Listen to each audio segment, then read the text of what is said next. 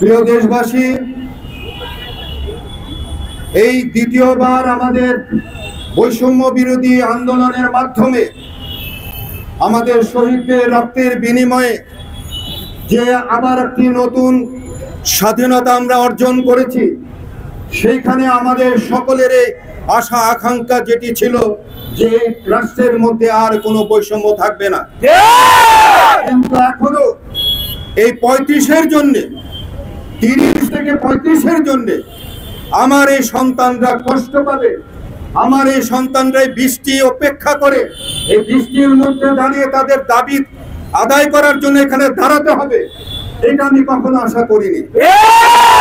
আপনারা জানেন যে গত 15-20 দিন আগে RTVতে আমার একটি অনুষ্ঠান হয়েছে, সেইখানেও আমি বলেছি, তখন এদের সঙ্গে আমার কোনো যোগাযোগ হয়নি। আমি এদের দাবি সম্পর্কে আমি জানতে পেরেছি, তাদের দাবি দাবাগুলো কি এবং পৃথিবীর অন্যান্য দেশে কোন বয়স পর্যন্ত চাকরিতে যোগ্যতা অর্জন হয় সেই সমস্ত জেনে আমি সেদিন টেলিভিশনে বলেছিলাম যে আমার এই সন্তানরা কষ্ট করে লেখাপড়া করার পর আবার কষ্ট নিয়ে কেন পৃথিবীতে বেঁচে থাকবে। তার যদি যোগ্যতা থাকে, তার বয়স যদি 1 বছরও বাকি থাকে চাকরির, তাহলে শেষ পরীক্ষার মধ্যে সে অংশগ্রহণ করবে।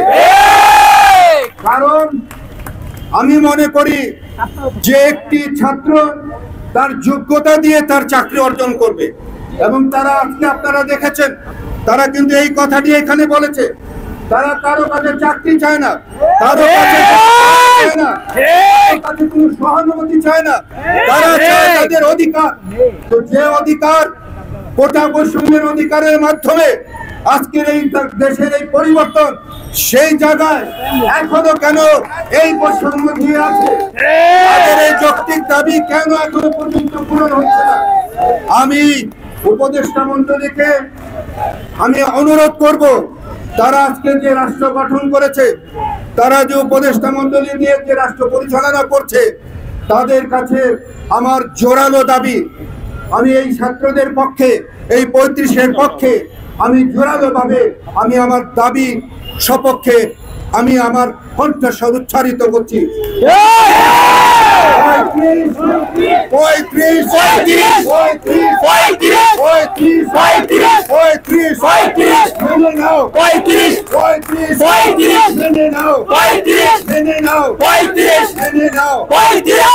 আমি আশা করব আপনারা বৈষম্যের মাধ্যমে এই দেশটিকে আজকে এই জায়গায় নিয়ে এসেছেন, আবার কেন এই বৈষম্য থাকবে?